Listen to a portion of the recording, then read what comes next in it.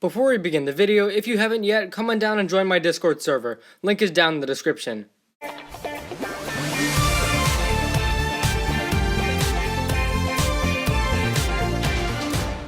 Hey guys, welcome back to the channel for another video. Today we'll be ranking all 16 episodes of Ninjago Season 13, Master of the Mountain. So yeah, today we'll just be ordering every episode from worst to best. And I also want to clarify, we'll be keeping it relatively brief for each episode, maybe around 20 seconds or so. If you want to hear my full thoughts and in-depth opinions, please check out my episode reviews. Anyways guys, let's get started. My least favorite episode of this season would have to be episode 5, and honestly, what can I say, this episode is just bizarre. I don't think this episode's idea or premise was doomed to fail, but it just doesn't work here. It's very rushed and not well executed. Bertessa and Jay are both extremely annoying in this episode, and Nia could have been done better. And combine all of this with a very underwhelming fight scene, and we get an episode that again just feels very weird and ultimately isn't really good. I actually don't think Dungeon Party is a bad episode. I would even say it's decent. It tells a nice story, and I don't mind that anime style is used, and it introduced us to the Upply pretty well. Where this episode fails though is the animation. The animation is just not appealing at all, and I would say it's very bland. I also feel while the humor was sometimes good, a lot of the time it just felt very silly and very childish, especially Korgra's talking acts. Trial by Mino is a good episode. It has a fun fight scene, pretty good humor with the rock throwing stuff. I enjoyed Kai Zane, the geckos were introduced well, and the backstory scene was awesome. So why is this episode so low? In the end, this episode doesn't really do any harm, but it isn't really that memorable either. It doesn't do anything amazing. I do feel it can be a bit boring at times, and it's basically a Dragon Pit repeat, but regardless, I still did enjoy the episode and found it to be fun. Next up, we have episode 1, Shintaro. And I don't think this is the best premiere ever, but there's definitely a lot of good stuff. I really enjoyed the references to the past 2 seasons, and also it was great to see Misako and the godly postman back. Wu was pretty good in this episode, and I also enjoyed the ending. And the fight, it was alright. I just don't feel this episode is the most exciting necessarily, but that's totally okay because the exciting stuff was saved for episode 2. So I felt this was a good but not great premiere. Coming in at number 12, we have episode 8, The Real Fall, and this episode has some really good action. Parts like the brief spider fight and also where they were swimming in the river were definitely highlights, and I also thought it was fun to see Cole using his RX. This episode is an action episode, and it definitely succeeds in doing so. And in general, I also really enjoyed the interactions between the three. While this episode is fun, it doesn't really have anything more to it than just action for 11 minutes.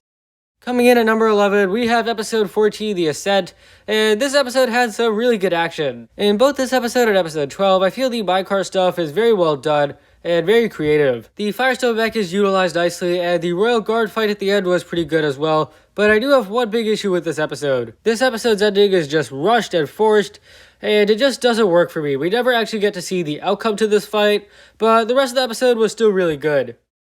In 10th place, we have episode 3, The Worst Rescue Ever, which I feel is slightly better than The Ascent. The fight with the skeletons was great, and I also enjoyed how this episode kind of sets up the Munce and Gecko's rivalry. I enjoyed how this episode expands more on what episode 2 introduced, showing us more of the mining operations as well as more of Vangelis and Vadia. However, I don't really feel this episode has anything too special or any distinguishing features, but even anyways, this episode is still definitely good and definitely very fun.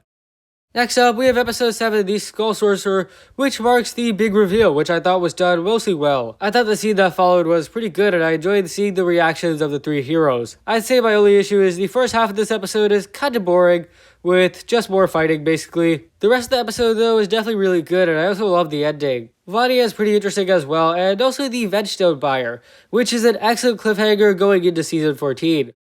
Next up, we have Masters Never Quit, and I feel this episode was great not just for Cole, but also Wu. Wu's story of the season as a whole is a good case or idea as for why he's still relevant, and I really enjoyed his interaction with Cole at the end. And then we also have Cole, who was done very well. I really enjoyed seeing him struggle to unlock the burst, and also see his mother's statue. I feel this episode is definitely a step up from episode 7, and on my list today, this is definitely where the episodes start to get great.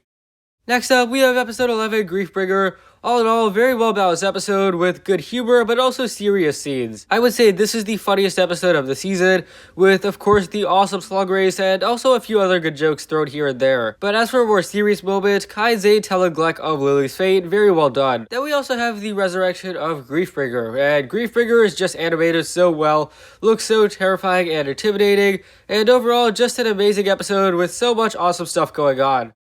The Darkest Hour is just slightly better than Griefbringer, and yeah, I feel this episode was also really a blast, and I definitely enjoyed seeing the Skull Sorcerer and his army. The humor continues here with Zane ruining the Lord of the Rings reference, and also a few other moments too. I think the Munce and Gecko's peacemaking was done as best as it could have been, really, and Mertessa has improved a lot since episode 5. And also, The Darkest Hour has a fantastic ending, which serves as a wonderful setup for episode 15.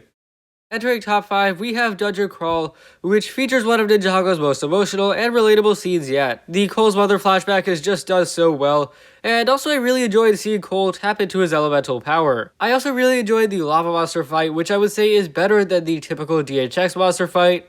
And yeah, Cole was just awesome in this episode, and finally seeing him back as a leader, great stuff. In conclusion, Dungeon Crawl is just an awesome focus episode for Cole. While the premiere wasn't the most exciting, episode 2 definitely was, and I still feel this episode is really good. It introduces so much, so well in only 11 minutes, including Vanya, the skeletons, and the Skull Sorcerer is awesome. Then there's also very interesting stuff like Cole's mother's necklace, which isn't a direct reveal of anything, but kinda hints at what's coming. Usually these introduction episodes tend to work very well, and this one is definitely not an exception. Coming at third place, we have episode 4, The Two Blades, and honestly, what a phenomenal episode. I thought this episode had a spectacular backstory scene with very creative and nice looking animation, and a great story too. And then we also have this episode's fight scene, which I would say is one of DHX's best fight scenes yet. The absolute chaos of it combined with the aerial platforming made for a very dynamic and engaging scene. I felt this episode was just so well crafted in almost every way, and for those reasons, it's here in third place.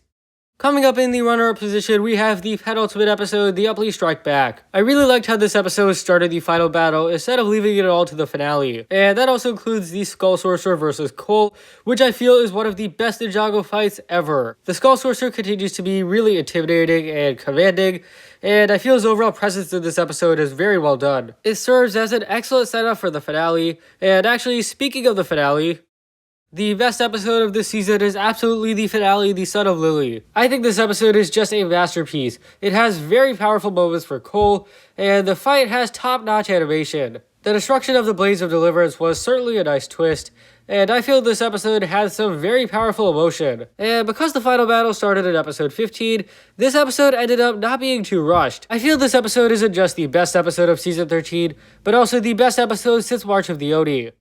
Anyways guys, that's about all for today. Thank you for watching. If you enjoyed, be sure to leave a like, subscribe, share with anyone or everyone you know. Leave a comment explaining your thoughts on my list and this video, as well as your own ranking if you want, and I'll see you guys next time.